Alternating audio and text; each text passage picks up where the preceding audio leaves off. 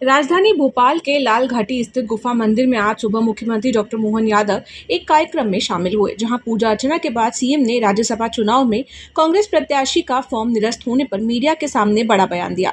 CM ने इसे कांग्रेस का अंदरूनी षड्यंत्र करार देते हुए कहा कि हार के डर से जानबूझकर फॉर्म में आपराधिक रिकॉर्ड की जानकारी छुपाई गई ताकि खेल बिगाड़ा जा सके।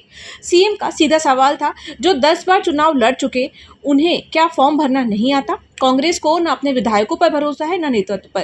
तेलंगाना में प्रत्याशी पर दर्ज गंभीर मामलों का जिक्र करते हुए उन्होंने इसे नारी शक्ति का अपमान और शर्मनाक बताया। सीएम ने बीजेपी की तारीफ करते हुए कहा कि एक तरफ बीजेपी महेश केवट जैसे सामान्य कार्यकर्ता को मौका देती है, वहीं कांग्रेस अपनी गुटबाजी और लापरवाही के कारण पूरी तरह बेनकाब हो चुकी है। कांग्रेस ने जान करते हार के डर से षड्यंत्र पूर्वक उनके प्रत्याशी के फॉर्म में गलती रखी, क्योंकि ये सीट पर कई सारे कांग्रेसियों की नज़र थी। जब उनको सीट नहीं मिली तो ये खेल बिगाड़ने का काम कांग्रेसियों ने किया। कितनी छोटी बात है, कोई पंच सरपंच का भी फॉर्म भरता है तो क्या उसके आपराधिक रिकॉर्ड की जानकारी नहीं देना चाहिए?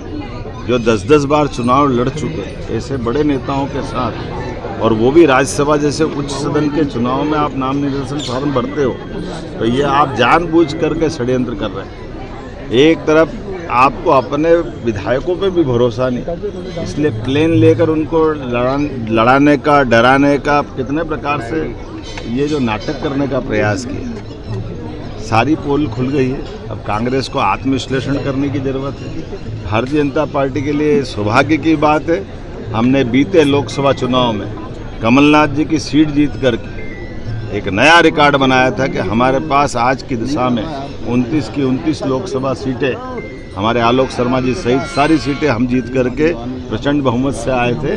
और तत्पश्चात उसी समय वैसे तो एक रिकॉर्ड बना था इंदौर का, जब मैंने कहा था कि जिस नगर का जिला अध्यक्ष हो, अगर वहाँ लोकसभा का वो प्रत्याशी नहीं लड़ा पाए तो ये उनको विचार का विषय होना चाहिए।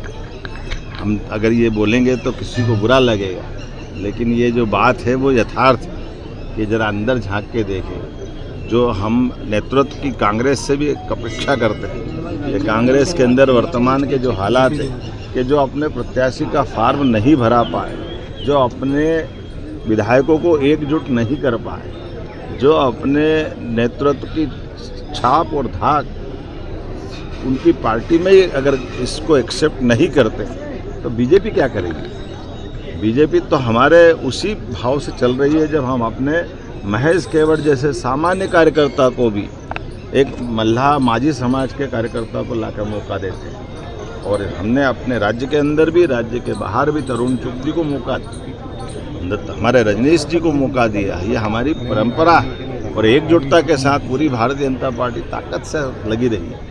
और जब ये राज्यसभा के निर्वाचन जैसे एक सामान्य चुनाव में भी पार्टी कांग्रेस की इतनी लापरवाही करेगी तो कांग्रेस अपनी गलती को देखे। निर्वाचन अधिकारी के सामने उनने अपना पक्ष भी रखा, एक्सेप्ट भी करा कि हाँ हमने ये बात छिपाई थी। और ज़रा देखो तो सही, जिस आपराधिक प्रकरण पे हम अभी बोल नहीं रहे वो प्रकरण किस प्रकार का है। प्रत्याशी ला रहे हैं तो प्रत्याशी को लाने के पीछे वो देख तो ले कि जिस धारा में उन पर प्रकरण चलाने के लिए परिवाद लगाया गया तेलंगाना सरकार में न्यायालय के सामने, उसके बारे में क्या आप बोलेंगे? वो कोई नारी वंदन वाली बात है क्या? शर्मनाक बात है। प्रत्याशी चयन करते समय इन सारी बातों को देखना चाहिए। एमएस टीवी के लिए स्वाति ओगले की रिपोर्ट।